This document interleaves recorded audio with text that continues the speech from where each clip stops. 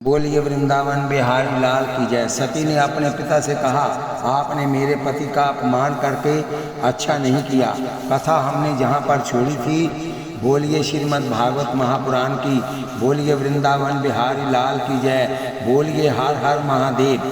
ये संसार केवल उनकी ही कृपा से जीवित है। यदि वो चाहें तो तनिक से समय में नष्ट कर सकते हैं। और तुम मेरे पिता हो, इसलिए अधिक ना कहती हुई तुमसे उत्पन्न यहाँ अपना शरीर इसी यज्ञशाला में त्याग कर सदा के लिए उनके तुम्हारा नाता तोड़ देती हूँ, क्योंकि आप जैसे अधर्मी पिता से उत्पन्न शरीर धारण करने में पाप के सिवा पुण्य नहीं मिलता है। हे विदुर, इस प्रकार सती अपने पति को खोटे वचन कहकर और योगाभ्यास द्वारा उसी यज्ञ में अपने शरीर को जलाकर अंतर्धान हो गई। इस प्रकार सती के तन त्यागने पर शिवजी के गणों ने दक्ष के यज्ञ को विध्वंस करना चाहा, परंतु भृगु ऋषिश्वर ने मंत्रों द्वारा कुछ देवगण उत्पन्न करके उनको वहां से अपमानित कर निकलवा दिया। वीरभद्र द्वारा दक्ष को मारकर उसका यज्ञ विध्वंस करना। मैत्रेय जी कहने लगे, हे विदुर, जब नारद जी द्वारा शिव भगवान को सती का शरीर त्यागना और गणों को बुद्धि से पकड़कर यज्ञ से बाहर निकलवाया जाना मालूम हुआ, तो उन्होंने क्रोधित होकर एक और वीरभद्र नामक महाबली गण को प्रकट कर कहा कि हे वीरभद्र, जाओ और दक्ष का सिर धड़ से अलग कर उसका यज्ञ विध्वंस कर डालो। मैत्रेय जी कहने लगे कि हे विदुर, इस प्रकार शिव जी की आज्ञा पाकर वह महाबली वीरभद्र मद में मत वाला होता हुआ वायु वेग से वहां पहुंच गया जहां दक्ष का यज्ञ हो रहा था। सो वहां जाते ही पहले दक्ष का शीश धड़ से अलग कर दिया और फिर भृगु मुनि की दाढ़ी उखाड़ डाली। तत्पश्चात जितने देव दानव गंधर्व यक्ष और ऋषि तथा मुनीश्वर उस यज्ञ में आए हुए थे, सबको ठोक पीट आंग भंग कर वहां से भगा दिया। तो इस प्रकार वीरभद्र द्वारा यज्ञ विध्वंस होता देख और अपना अपमान ही नहीं बल्कि अंग भंग देकर सब प्राणी दक्ष को गालियां देकर कहने लगे कि हे दक्ष, तैने देवों के देव महादेव का अपमान किया है, उसका फल देख लिया, तथा हमने भी तेरी हाँ में हाँ मिलाने का फल देख ही नहीं लिया, बल्कि ऐसा भोग लिया है कि जन्म भर याद आती रहेगी। इतनी कथा सुन मैत्रेय जी कहने लगे कि हे विदुर, इस प्रकार यज्ञ विध्वंस करके और दक्ष को मार करके वीरभद्र ने शिवजी को समाचार सुना दिए। उन्हें सुन परमेश्वर की इसी तरह की इच्छा समझ भोलेनाथ फिर शांत होकर भगवान के भजन में लवलीन हो गए। भृगु आदि ऋषिश्वर और देवताओं का ब्रह्मा जी के पास जाकर दक्ष यज्ञ के विध्वंस का हाल कहना। मैत्रेय ऋषिश्वर कहने लगे कि हे विदुर, जब भगवान शिव के गण वीरभद्र ने इस प्रकार दक्ष के यज्ञ को विध्वंस कर दिया, तो तमाम मुनीश्वर और ऋषिश्वर अंग भंग होकर रोते पीटते हुए ब्रह्मा जी के पास चले गए और वहां जाकर उनकी स्तुति कर अपनी दुख गाथा हिचकियां भर भर कर सुनाने लगे। उनकी इस प्रकार की दुख की कहानी सुनकर ब्रह्मा जी कहने लगे कि हे ऋषि स्वरूप और देवताओं, जो मनुष्य अपने तन की तप्त बुझाने के लिए दावा न लगने के पास जाता है, उससे बढ़कर और मूर्ख कौन हो सकता है। तो तुमने यज्ञ में महादेव जी के भाग को नहीं निकालकर उनके अनादर से अपना मान चाहा, इसलिए उनका अच्छी प्रकार तो नहीं परंतु कुछ फल पा लिया। क्योंकि भगवान शिव का अपराध करने वाला फिर अपनी जीवा से अपना हाल नहीं कह सकता, अर्थात उसी समय भस्म हो जाता है।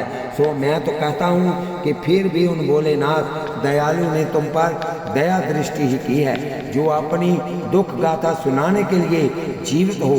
हम ये हाल पहले से ही जानते थे कि यहाँ कल्याण स्वप्न में भी नहीं हो सकता। तो यही सोचकर हम विष्णु भगवान उस यज्ञ में नहीं गए।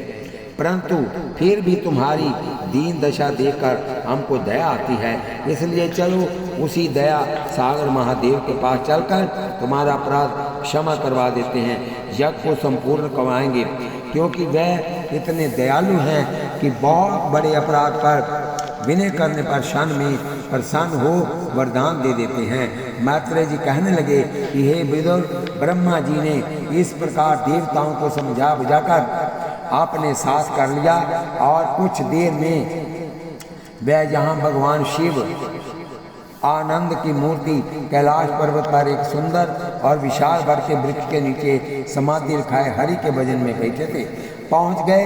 वहां की अनुपम शोभा का वर्णन करते हुए शेष शास्त्र भी थक जाते हैं, परंतु फिर भी हे विदुर, उस स्थान की कुछ शोभा आपके सामने वर्णित करता हूँ, जिस हिमालय पर्वतराज की उच्चतम कैलाश चोटी पर भगवान शिव रहते हैं। वह पहाड़ 1600 कोस के विस्तार में है और लगभग 9000 गज ऊंचा है। वहाँ हीरा, लाल पन्ना और अन्य अमूल्य रत्नों की खान है और शीतल मंद सुगंध तीनों प्रकार के कमल और पुष्पों खिले होकर मन को मोहित करते रहते हैं। अनेक प्रकार के तालाब, कूप, बावड़ी और झरने अपनी अलग अलग छटा दिखाकर चित्त को ललायत करते हैं। अनेक प्रकार के पशु और पक्षी अपनी अपनी बोली बोलकर पथिक के थके हुए तन को शांत कर देते हैं। सब पापों को समूल नष्ट करने वाली भगवती सुरसरी गंगा चट्टानों से टकराकर ऐसी शोभायमान लगती है मानो तमाम दुख और पापों को अपने पानी के थपेड़ों से नष्ट कर हंसती हुई जा रही है। मैत्रेय जी कहने लगे कि हे विदुर, ऐसे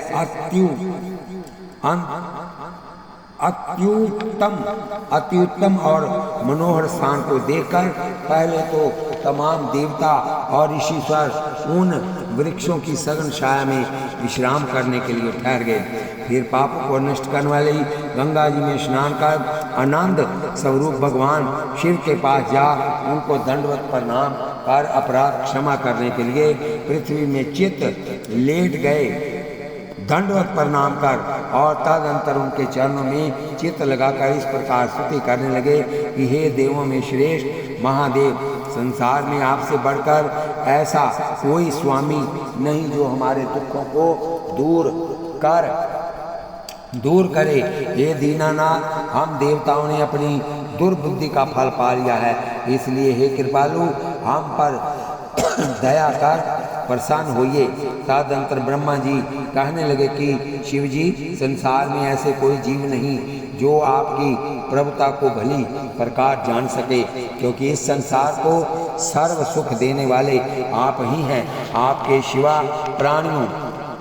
सिवा प्राणियों पर शीघ्र प्रसन्न होकर कोई सुख नहीं दे सकता। इसलिए इन देवताओं का अपराध क्षमा कर दक्ष के जहाँ चल गए और उसे जीवित कर यज्ञ को विधि से संपूर्ण करिए, तथा जिन देवताओं का अंग भंग हो गया उनको भी अपनी कृपा से सुखी कीजिए। हे भगवान शंकर, आज से जो यज्ञ में अविशेष हवि होगी वही आपका भाग होगा, सो आप कृपा कर देवताओं को साथ लेकर शीघ्र चलिए और मैं भी भगवान विष्णु को लेकर शीघ्र आ रहा हूँ। ये सुन शिव जी हंसकर बोले कि हे ब्राह्मण, सती के शरीर त्यागने पर हमको कुछ क्रोध आ गया था, सो अब इन देवता और आपके स्तुति करने पर हम प्रसन्न हो गए हैं। अब जैसी आपकी इच्छा होगी वैसा किया जाएगा, क्योंकि जो प्रार्थना करने पर क्षमा नहीं करता वह सदा पछताया करता है। महादेव जी का दक्ष प्रजापति के पक्ष में जाना और उसे जीवित कर यज्ञ को संपूर्ण करना।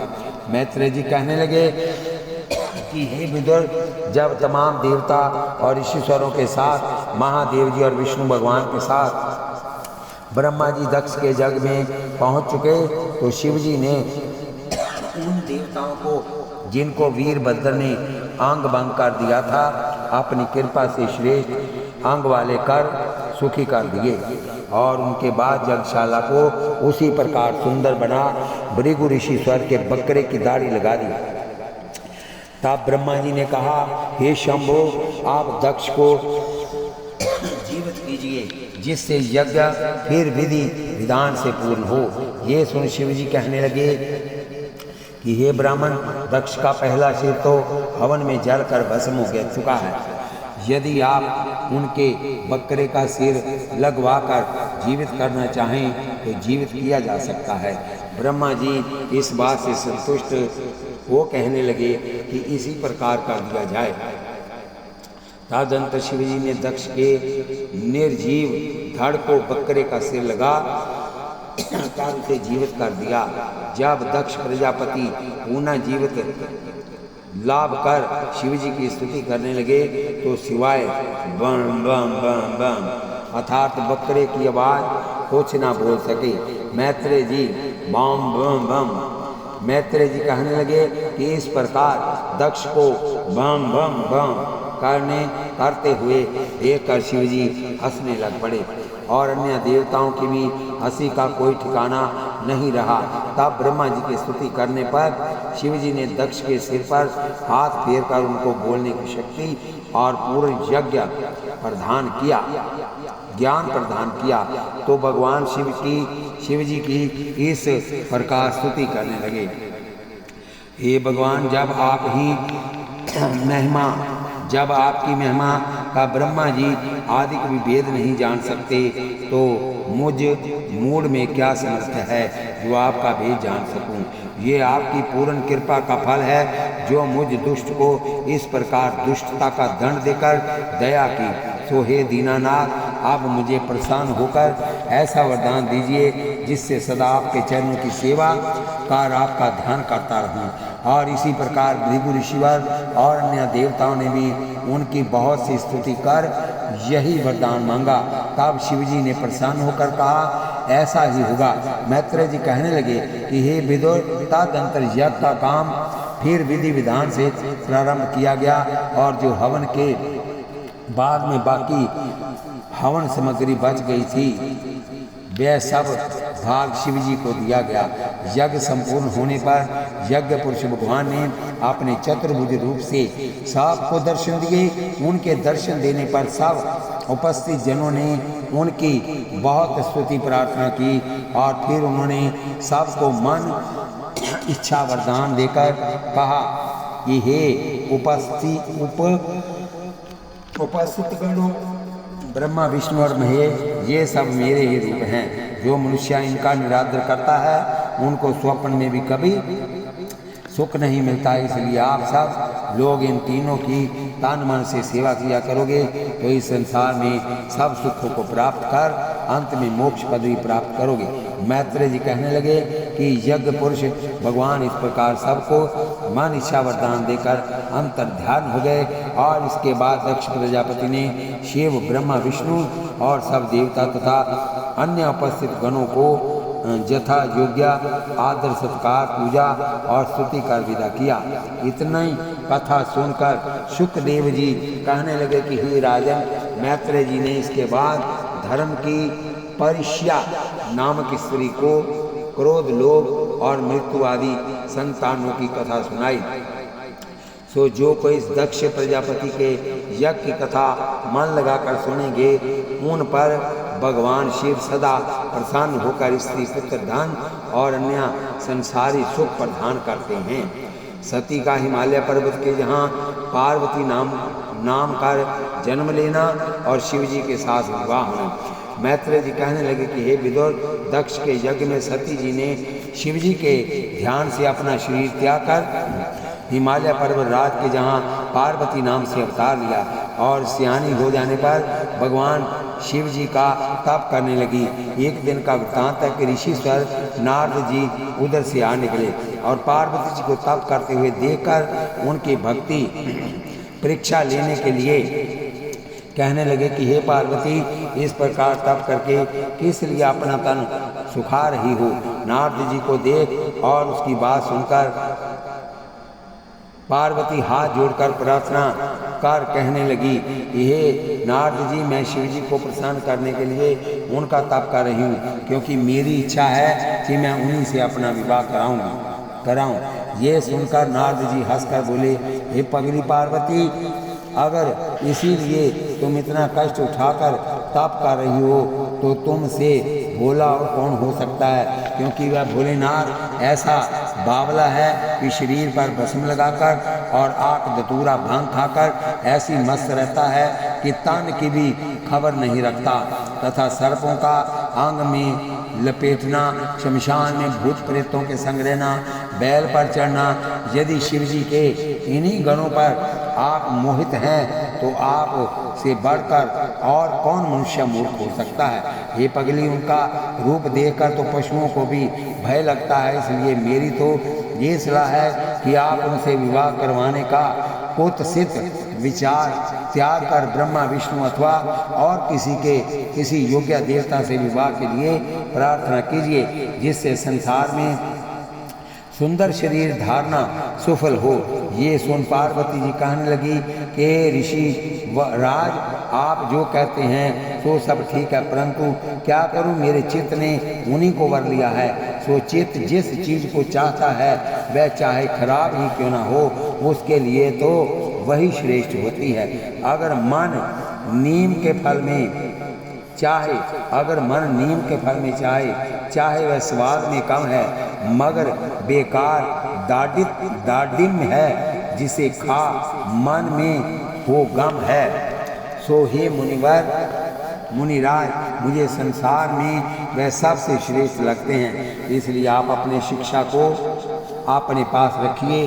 हाँ, यदि जानते हैं तो ऐसा कोई उपाय बताइए कि जिससे वह मुझ पर शीघ्र प्रसन्न होने की कृपा करें। मैत्रेय जी कहने लगे कि हे विदुर, नारद जी ने जब पार्वती जी का महादेव जी में सच्चा प्रेम देखा तो कहने लगे कि हे पार्वती, हमने तुम्हारे प्रेम की परीक्षा लेनी चाहिए थी।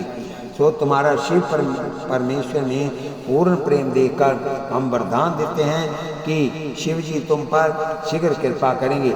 ऐसा कह नारद जी कैलाश पर्वत पर चले गए और पार्वती जी के सच्चे प्रेम की सराहना कर उनको शीघ्र दर्शन देने के लिए शिव जी को प्रेरित किया।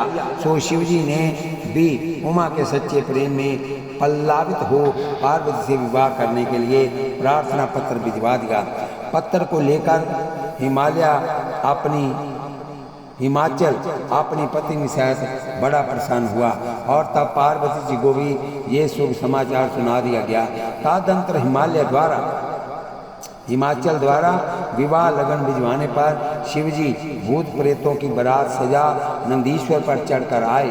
सो उनको देखकर नगर के नर नारी और बाल बच्चे डरकर ऐसे भागे कि पीछे फिरकर भी नहीं देखा और कहने लगे कि हिमाचल ने कैसी सुंदर गुणों से युक्त पार्वती जी का कैसे कुरूपधारी से विवाह करना चाहा है। तो ऐसे कुंवर से तो पार्वती कुंवारी ही अच्छी थी।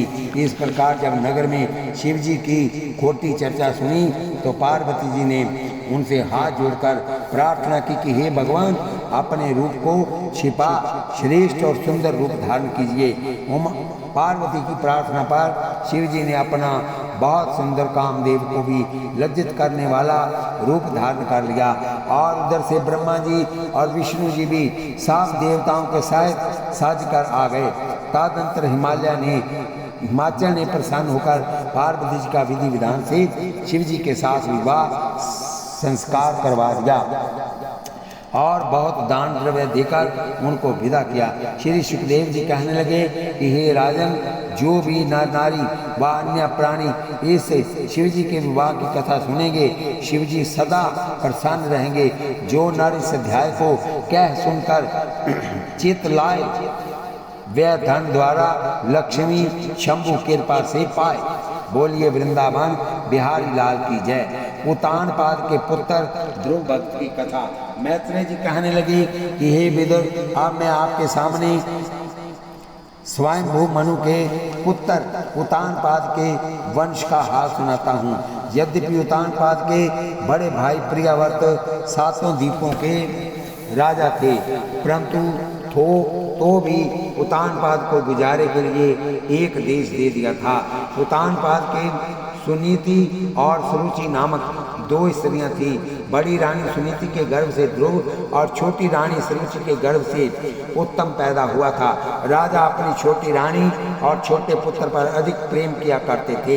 एक दिन का वृत्तांत है कि राजा उत्तानपाद अपने पुत्र उत्तम को गोद में लिए हुए राजभवन में बैठे थे और पास में सुरुचि रानी बैठी हुई मुस्कुरा रही थी। उसी समय उनका बड़ा लड़का ध्रुव जो आयु में 5 साल का और सुनीति रानी का पुत्र था आ गया। जब उसने उत्तम को अपने पिता की गोद में खेलते हुए देखा तो बालक स्वभाव से स्वयं भी उछलकर अपने पिता की गोद में बैठना चाहा, किंतु छोटी रानी के डर से राजा ने उसको ऐसा नहीं करने दिया। ये देख उत्तम की माता कहने लगी कि रे मंदभाग, तुझे राजा की गोद में बैठते हुए तनिक भी लज्जा नहीं आई?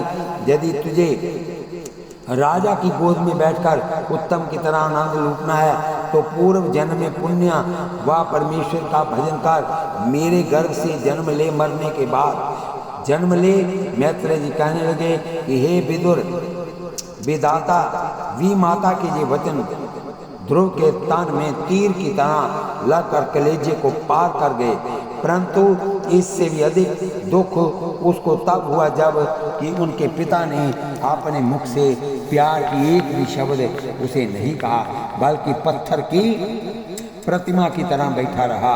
इस अगाध अपमान को उस अबोध बालक का मन ना सह सका, इसलिए हे विदुर, आंखों से अविरल अश्रुधारा बहाता और हिचकियां लेता हुआ वह अपनी माता के पास आ गया। हे विदुर, इस प्रकार अपने प्यारे पुत्र को सिसकियां लेते हुए देखकर सुनीति का कलेजा टुक टुक हो गया और उसने झटपट अपनी गोद में उठाकर और मुख चूमकर आंसू बहाते हुए कहा, हे मेरी आंखों के तारे प्यारे ध्रुव, आज किस दुष्ट ने तुझे इस प्रकार दुख देकर मुझ दुखिया के मन को दुखाया है? हे प्यारे पुत्र, उस अपराधी का नाम मुझे बता जिससे महाराज के सामने रिपोर्ट कर उसके मुख पर उसको सजा दिलवाऊं।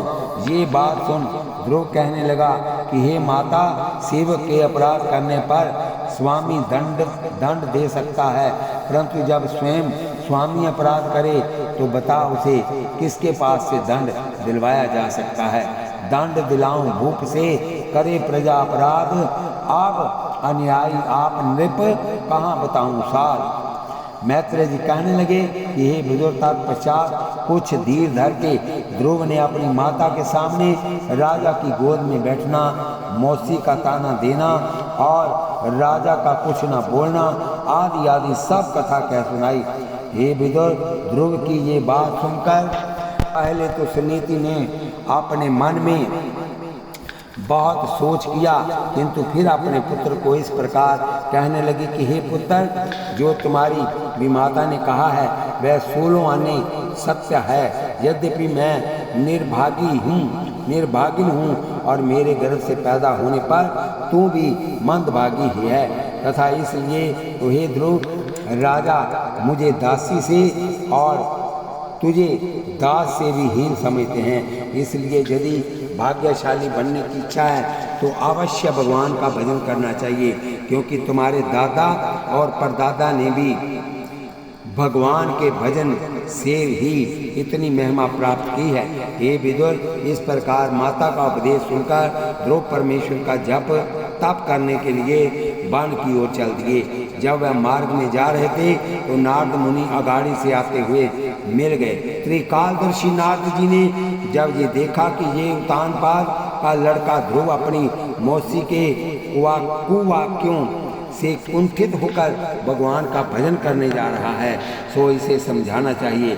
ये सोच नारद जी कहने लगे कि हे ध्रुव, तुझे बालक अवस्था में माता पिता के इस प्रकार कहने पर क्रोध नहीं करना चाहिए, इसलिए मेरे कहने पर वापस चल, मैं तेरे पिता को समझा दूंगा और यदि तू चाहेगा तो अभी से राजगद्दी भी दिलवा दूंगा, क्योंकि मेरा नाम नारद मुनि है। इसलिए मेरा कहना मोड़ना नरपालों के लिए शक्ति से बाहर की बात है।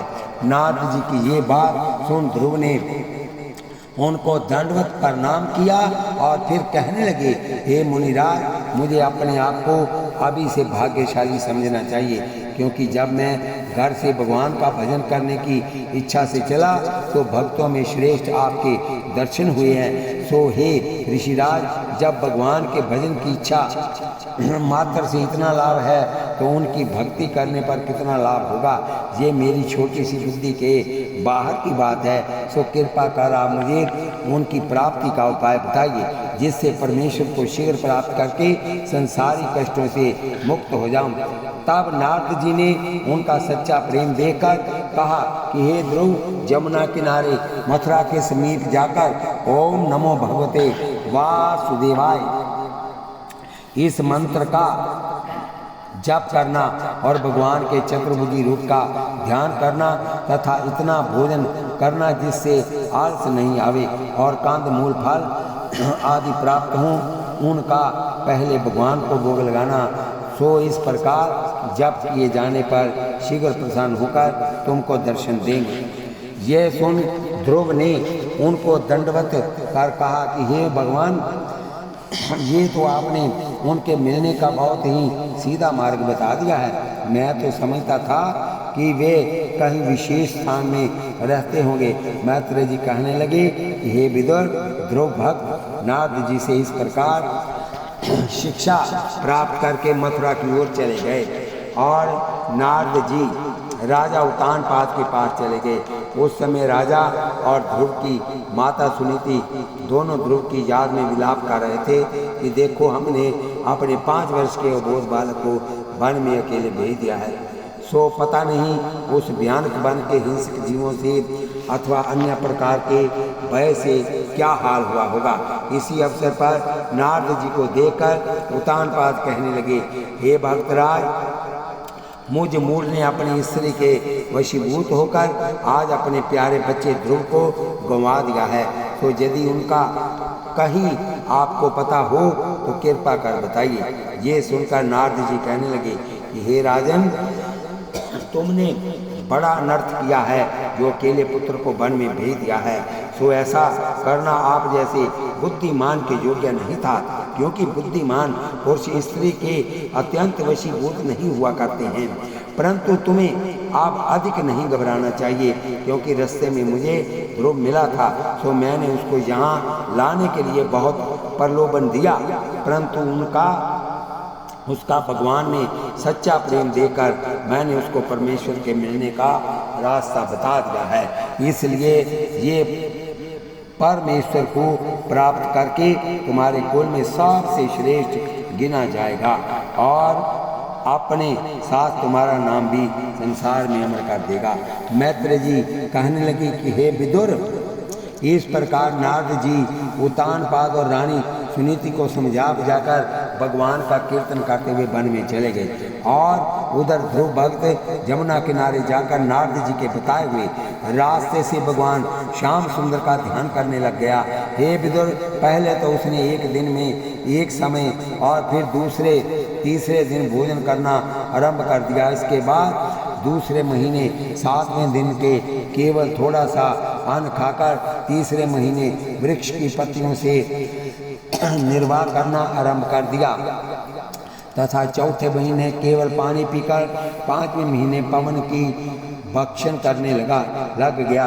उस समय वह एक पैर से खड़ा हुआ केवल हड्डियों का ढांचा दिखाई दे रहा था, परंतु उसके मुखारविंद से अनुपम तेज निकल रहा था। तो इस प्रकार को कठिन तप करते हुए देखकर पवन देवता भी मोहित होकर खड़े का खड़ा रह गया और इंद्र का इंद्रासन हिलना तो एक और विष्णु भगवान को भी वैकुंठ में निश्चल बैठना असंभव हो गया। मैत्रेय जी कहने लगे कि हे विदुर, भक्त के तप के प्रताप से ने भगवान विष्णु को गर्व पर बिठाकर वैकुंठ से चलने के लिए प्रेरित कर दिया। बोलिए बांके बिहारी लाल की जय। विष्णु भगवान का ध्रुव भगत को दर्शन देकर वरदान देना। मैत्रेय जी कहने लगे कि हे विदुर, भक्त के कठोर तप को देखकर विष्णु भगवान गरुड़ पर चढ़ वहां आ गए जहाँ ध्रुव भक्त उनके ध्यान में मगन हुआ वृक्ष की तरह एक पैर से खड़ा था। भगवान ने के वहाँ पहुँचने पर भी जब ध्रुव ने नेत्र नहीं खोले तो परमेश्वर ने अपना चतुर्भुजी रूप उसके हृदय से खींच लिया। हे विदुर, उस रूप के नहीं दिखाई देने पर ध्रुव ने घबराहट कर झटपट आंखें खोल दी। तो उस समय क्या होता है कि स्वयं विष्णु भगवान अपने चतुर्भुजी रूप में शंख चक्र गदा पद्म धारण कर गले में वैजयंती माला और कानों में मकराकृत कुंडल और हाथों में कंकण पहने हुए हैं और सिर पर सुंदर मुकुट और शरीर पर पीताम्बर धारण कर मंद मंद मुस्कान कर रहे हैं। जब ध्रुव ने विष्णु भगवान को साक्षात सन्मुख देखा तो उन्होंने उनकी स्तुति करनी चाहिए, परंतु बालक और विद्या रहित होने पर वे ऐसा नहीं कर सके। तब भगवान ने उसके मन की इच्छा जानकर कृपा से अपना शंख उनके कपोलों पर लगा दिया। सो शंख का कपोलों से क्या लगना था, मानो 4 वेद और 6 शास्त्रों का एक साथ इंजेक्शन लग जाना था। ये विदुर, शंख के कपोलों पर लग जाने के पश्चात ध्रुव के विज्ञान के विशाल सागर का बांध टूट गया और वह विष्णु भगवान की इस प्रकार विनय सहित स्तुति करने लगे। हे भक्तवत्सल शरणागत पालक दीनानाथ, आप अपनी आंखों के इशारों से अनायास इस संसार को उत्पन्न कर नष्ट कर सकते हो और भक्त अज्ञानी बालक की तो क्या कहना। आपकी महिमा के अपार सागर का गुणगान करते हुए नारद जी जैसे ब्रह्म ज्ञानी और शीश गणेश महेश दिनेश तथा शारदा आदि भी पार नहीं पा सकते। ये कृपानाथ, जिस पर आपकी तनिक भी कृपा हो जाती है वह संसार के बंधनों से सदा के लिए मुक्त हो जाता है। सो मुझे आज अपने आप को भाग्यशाली ही नहीं बल्कि संसार के भाग्य का अवतार समझना चाहिए, क्योंकि आपके दर्शन करने के पश्चात मेरा ऐसा सोचना अत्युक्ति नहीं है। मैत्रेय जी कहने लगे कि हे विदुर, इस प्रकार ध्रुव जी ने भगवान की बहुत स्तुति की। तब भगवान प्रसन्न होकर कहने लगे कि हे ध्रुव, जिस वरदान की इच्छा हो वह मांग सकते हो। ये सुन ध्रुव जी कहने लगे कि हे दीनानाथ त्रिलोकेश्वर, आपके दर्शन होने के पश्चात भी जो कोई किसी वस्तु की इच्छा रखता है उसे पागल नहीं तो निर्बुद्धि अवश्य समझना चाहिए। इसलिए सिवाय आपके चरणों की भक्ति के मुझे और कुछ नहीं चाहिए। ध्रुव के जे नीतिगत वाक्य सुनकर भगवान मन में हंसकर कहने लगे, हे ध्रुव, तुमने अपनी विमाता के वाक्य बाणों से व्याकुल होकर इस विक्त वन में मेरा बिना अन्न जल के विनम्र होकर तप किया है। सो जिसने ताना के तीरों से तेरा तन जर्जरित किया है, उसी की आंखों के सामने मेरे वरदान से 36,000 वर्ष तक आनंद के सहित राज्य कर। और जो तेरे पूज्य पिता की पवित्र गोदी में बैठकर मन को मोर की तरह नाचता था, वह स्वयं अपनी स्वाभिमानी प्यारी माता सहित तेरी आंखों के इशारे पर नाचता हुआ अपने आप को भाग्यशाली समझेगा। और कुछ समय पश्चात वही तुम्हारा उत्तम भाई वन में यक्ष के द्वारा मारा जाएगा और उसकी माता उसके वियोग में अग्नि में जलकर मर जाएगी। एवं तुम संसार में अनंत से राज्य करते हुए शरीर त्याग कर सबसे ऊंचे ध्रुव लोक में मेरी कृपा से भेज दिए जाओगे और तुम वहाँ कल्प भर तक आनंद से रहोगे तथा तमाम तारामंडल तुम्हारी परिक्रमा करते रहेंगे एवं सब पदार्थों की का इच्छा से भोग करते हुए महाप्रलय होने पर तुम मुक्त हो जाओगे। मैत्रेय जी कहने लगे कि हे विदुर, इस प्रकार ध्रुव भक्त को वरदान दे भगवान तो अंतर ध्यान हो गए और ध्रुव जी अपने मन में विचार करते हुए घर की ओर चले गए। वह मन में सोचते थे कि देखो, भगवान के दर्शन करने के पश्चात भी हमने संसार में फंसना स्वीकार किया, ये अच्छा नहीं किया। इस प्रकार सोच विचार करते हुए ध्रुव जी अपने नगर के निकट बाग में पहुँचे तो माली ने उनको देखकर वह सुखद समाचार राजा को जा सुनाया और राजा महाराज उत्तम उतानपाद जब ध्रुव का आना सुना तो उसके आनंद का कोई ठिकाना न रहा। तदंतर माली को रत्नों का हार और अन्य बहुत सा द्रव्य देकर दे दिया गया और तत्पश्चात दोनों रानी और नगर के निवास नारियों के सहित नृप नगर के बाहर ध्रुव जी को ठाठ बार के सहित लाने के लिए चल दिए। बोलिए वृंदावन बिहारी लाल की जय। आप भाग्यशाली हैं, श्रीमद् भागवत महापुराण सुन रहे हैं। कृपया इसको सब्सक्राइब लाइक शेयर कीजिए। जो जो इस कथा को पढ़ेगा आपके द्वारा शेयर करने से उसका आधा फल आपको प्राप्त होगा। बोलिए वृंदावन बिहारी लाल की जय। किसी भी देवी देवता का कीर्तन कर